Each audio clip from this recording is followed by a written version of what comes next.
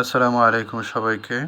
মানসিক প্রস্তুতির একটি প্রশ্ন নিয়েছি। প্রশ্নটি হলো, একটি প্রতিষ্ঠানের 40% কর্মচারী আন্ডার গ্র্যাজুয়েট, অবশিষ্ট কর্মচারীদের 50% গ্র্যাজুয়েট এবং অবশিষ্ট 180 জন পোস্ট গ্র্যাজুয়েট।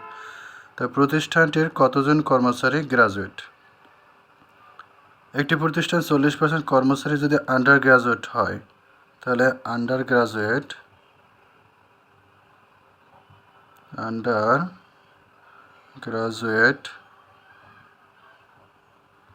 40%, তাহলে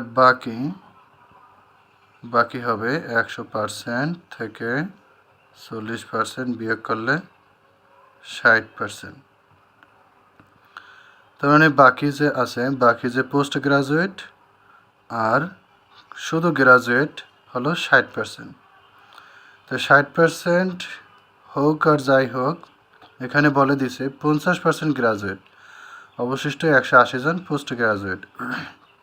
তো যদি খেয়াল করি, 50% পোস্ট গ্রাজুয়েটে যদি 180 জন হয়, তাহলে 50% গ্রাজুয়েটে হবে 180 জন।